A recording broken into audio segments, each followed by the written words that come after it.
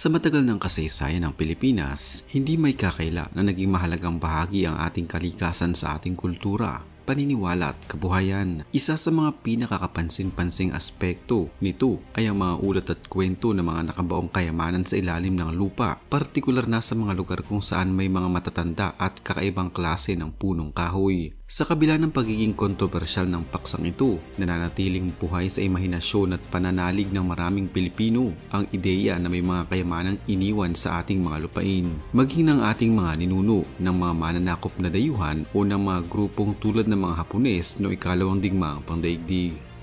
Isa sa mga teoryang lumulutang ay ang sinasabing pagkakakilanlan ng Pilipinas bilang Ophir, isang maalamat na lupain na binanggit sa Biblia bilang pinanggagalingan ng maraming ginto at mahalagang yaman. Bagamat walang tiyak na ebidensya na magpapatunay na ang Pilipinas nga ang tinutukoy na Ophir, may mga scholar at mananaliksik na nagtutulak ng ideyang ito. Batay sa heograpiya, mga sinaunang kasulatan at testimonya ng mga banyagang manlalakbay, kung totoo man ito o hindi may tatanggi na ang ating bansa ay mayaman sa likas na yaman, kabilang na ang ginto na hanggang ngayon ay patuloy na kinukuha sa mga kabundukan at ilog sa kasaysayan. Sinasabi ang ating mga katutubong ninuno ay nagtatago ng kanilang mga yamang ginto sa ilalim ng lupa upang maprotektahan ito mula sa mga magnanakaw o mananakop. Gayon din, sa panahon ng pananakop ng mga Kastila, Amerikano at Hapones, maraming kayamanang umano'y kinuha mula sa bayan ay muling ibinuo ng mga dayuhan sa mga lihim na lugar sa bansa.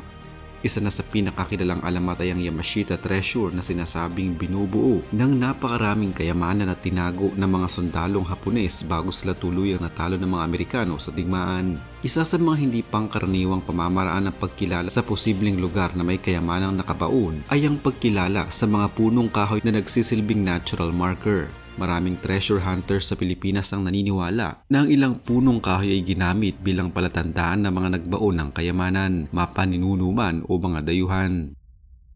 Una ay ang puno ng niyog, isa sa pinakapaboritong puno na pinagbabaunan umano ng kayamanan lalo na ng mga sundalong Hapones. Kadalasang tinatanim sa malapit sa mga dalampasigan, bakawan o ilog, mga lugar na madaling tandaan. Kapag ang puno ay may deformity o kakaibang hugis, gaya ng baluktot, may dalawang puno sa isang katawan o tila humahalik sa lupa, madalas ay ito isang palatandaan. Pangalawa ay ang puno ng mangga. Ang mga lumang puno ng mangga ay ginagamit bilang palatandaan dahil sa haba ng kanilang buhay, umaabot ng daan-daang taon. Marami sa mga natagpuang kayamanan sa bansa ay umano'y mula sa ilalim ng matandang puno ng mangga. Pangatlo ay ang akasya. Malalaki at malalapad ang ugat, kaya't madaling pagtataguan ng maliliit na kayamanan. Paborito rin gamitin ng mga Hapones lalo na sa mga lugar na malapit sa mga lumang kampo. Pang-apat ay ang puno ng nara. Bilang pambansang puno ng Pilipinas, ang nara ay kilala sa tibay at tagal ng buhay nito. Mainam na palatandaan para sa kayamanang dapat magtagal sa ilalim ng lupa nang hindi natitinag ng panahon. Panglima ay ang pine tree. Karaniwan sa mga bulubunduking lugar tulad ng Cordillera, ginagamit ng mga Hapones sa hilagang bahagi ng bansa bilang palatandaan sa mga bundok at liblib na lugar. Pang-anim ay ang balete tree. Kilala sa kasaysayan at kababalaghan, ang balete ay ginagamit din bilang taguan ng kayamanan. Ang ligas nitong pagbalot sa mga bato o bagay ay maaaring magsilbing proteksyon sa mga inilibing sa paligid nito. Pang-pito ay ang lumboy at ang iba pang century-old trees. Ang mga punong kayang tumagal ng mahigit isang siglo ay kadalasang pinipiling taguan ng kayamanan dahil sa kanilang permanence sa isang lugar. Kasama na rito ang mga puno ng duhat, toh tree at wild bonsai na ginamit umano bilang simbolo ng kultura ng mga Hapones. Bukod sa uri ng puno, importante rin ang mga palatandaan o marker na iniwan ng mga nagbaon ng kayamanan. Ilan sa mga karaniwang palatandaan ay ang mga ukit o marka sa katawan ng puno, mga pako o copper plates na ibinaon sa puno, bato o semento sa paligid ng ugat, pagkakaiba sa hugis, taas o posisyon ng puno, pagkamatay ng puno kahit walang natural na dahilan, at ugat na tila may nakapulupot na bakal o tali. Minsan, may mga code o simbolong iniiwan ng mga Hapones na nangangailangan ng special na kaalaman upang ma-interpret. Dahil dyan, maraming treasure hunters ang gumagamit ng mga lumang mapa, metal detectors o kaya nagsasagawa ng test digging sa paligid ng mga matatandang puno. Bukod sa mga pangunahing punong tinalakay na gaya ng mangga, nyug, akasya, nara, balete at pine tree, may iba pang mga punong kahoy ang sinasabing may espesyal na gamit sa pagmamarka ng lokasyon ng nakatagong kayamanan. Ang mga punong ito ay kadalasang pinipili batay sa haba ng buhay, laki ng ugat at madaling makita o matandaan sa paligid. Gaya ng Molave o Tugas, kilala bilang isa sa pinakamatatag at matibay na puno sa Pilipinas dahil sa tagal ng kanyang buhay, ginagamit ito bilang long-term marker ng mga sinaunang kayamanan.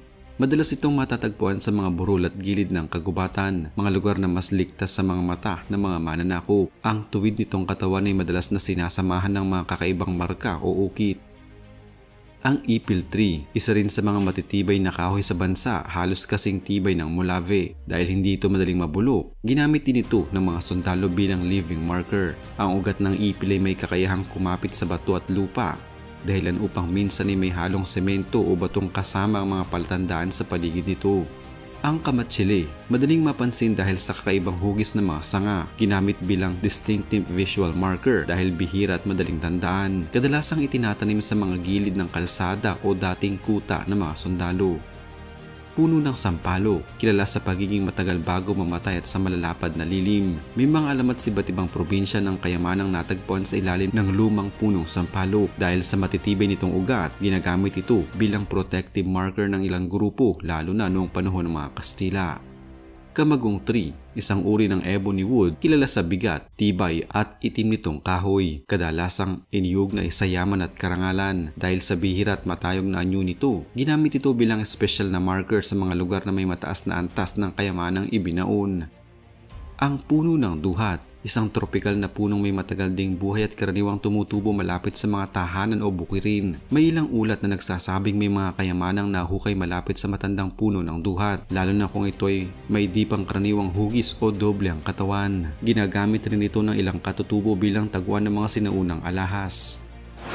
Upang lalong maunawaan ng mga mambabasa ang kahalagahan ng mga puno bilang palatandaan, narito ang ilang tiyak na palatandaan o clues na karaniwang ikinakabit sa mga punong kahoy.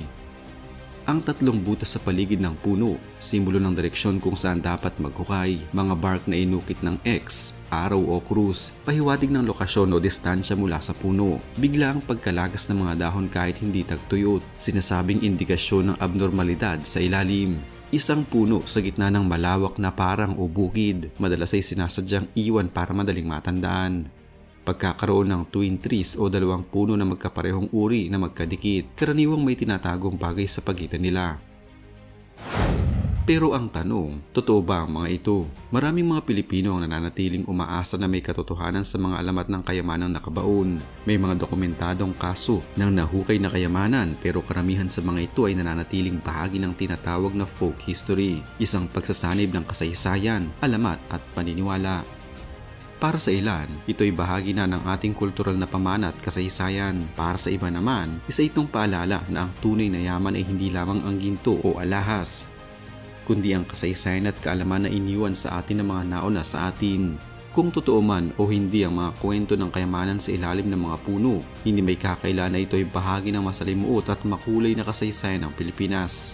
Ang mga puno, gaya ng mangga, nyug, akasya, nara, balete at marami pang iba ay hindi lamang bahagi ng ating kalikasan, kundi naging bahagi na rin ng ating paniniwala, pagkakakilanlan at mga pangarap. Kaya't sa tuwing makakakita tayo ng isang matandang puno, marahil ay hindi lang ito simpleng puno, baka ito ay tagapagdala ng isang lihim na kayamanan o isang patunay ng kayamanang hindi nabibili, ang ating kasaysayan.